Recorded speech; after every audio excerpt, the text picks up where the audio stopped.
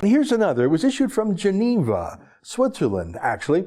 That's a funny place to learn about Canadian news, but here it is from Dr. Tedros, who's about as much as a medical doctor as I am. He's actually the first non-medical doctor to run the World Health Organization. Normally they have doctors run it. He has other uses, though, besides medicine. He obeys China, the country that installed him as the leader of the World Health Organization. Here's his tweet. Thank you, Justin Trudeau, Prime Minister, for the support to the WHO during the United Against Coronavirus pledging event and for the contribution of 551 million euros plus to the global COVID-19 response. Together! Oh my God! 551 million euros? You know what a euro, that's the currency of the European Union. It's worth more than $1. I did the currency exchange.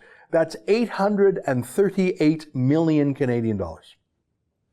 It's almost $1 billion to the UN's corrupt, China-controlled WHO. Just announced on Twitter. You bet, that's how Trudeau rolls.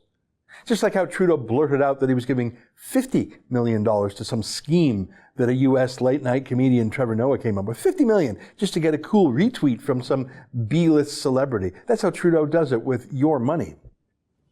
We'll multiply that amount by almost 20. Here's how Trudeau crowed about it online. When a storm comes, people tend to want to hunker down with their friends, with their families, and wait till it blows over. But we cannot isolate ourselves. We cannot hope that everyone else does well while we take care of ourselves. We need to take care of ourselves and take care of the rest of the world as well. Take care of ourselves by taking care of the rest of the world.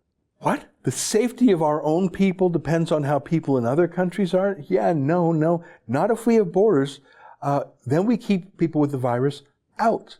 It's what every country in the world is doing that's been successful, especially Taiwan. When he says we can't isolate themselves, well, actually that's what exactly happened. We're all in isolation now. We're all really under some form of house arrest, precisely because he and his fools wouldn't close the borders to the virus. We've been forced into isolation. He just kept the flights coming to Canada. And that one line he said that we can't hunker down and take care of ourselves only. We have to take care of the rest of the world first. What, with $838 million? Where's that money coming from? Is that borrowed from China again? We've got 2 million Canadians thrown out of work. Agriculture, the travel and tourism industry, every restaurant, bar, theater, sports facility, most schools, most retail companies. And Trudeau thinks we need to give money to other people in other countries now of all time. Stop being so selfish, he says. Really? But he doesn't mean himself. He's been secretly renovating that country cottage that taxpayers provide him. $8.6 million in renovations. How do you spend that much on a lake house? Well, money's no object when it's taxpayers' money and it's Trudeau who personally benefits. Don't you worry. None of that $8.6 million will be sent overseas. Just your money will be. That fawning style of his, that childishness, that generosity with other people's money. Say, do you ever hear that tone of voice he used there when he's talking to Canadians like unemployed oil and gas workers or farmers or people from Alberta or Saskatchewan or serving military or veterans? No, just when he's playing to his base, the Canadian Media Party and foreign globalists. And that's all he cares about. I think he hates his job as Prime Minister, actually. I know it's hard to believe that at first, but think about it. For nearly 2 months, he's been hiding out in his house. He's got that vacation beard. He's living apart from his estranged wife who's at the cottage. Trudeau, I don't know, works an hour a day, maybe. He's disconnected from reality. He only shows any emotion and energy when he's giving away your money to foreign countries. That's the connection with the Hong Kong refugee story, too.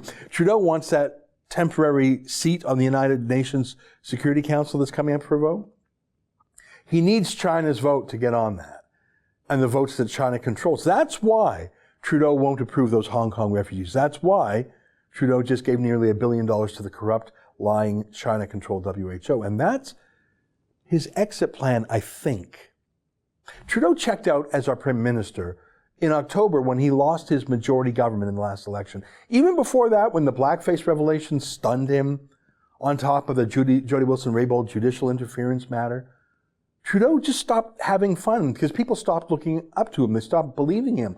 Young people, minorities, women, Aboriginal people, they realized he was a fake. He's a weird recluse now, dyeing his own hair different colors, not cutting his nails. This is so weird. Check out cut your fingernails, you weirdo. What's that? I think he wants out, but he wants up. He wants all the travel and the perks without any of the responsibilities. He doesn't want to do the hard stuff. He wants fawning hordes of people, huge expense accounts, lots of young, pretty interns, but no pesky elections and work. That's why he loves the UN. You heard it here first. Justin Trudeau will do anything, give anything, to get Canada a United Nations Security Council seat, and then that's his exit plan, to maneuver to get himself as the next Secretary General of the UN. As a pro-China, anti-America, pro-Soros, open borders mascot for the world. He's said as much. He says he doesn't believe in borders, or even in Canada, really. He's even got the T-shirt.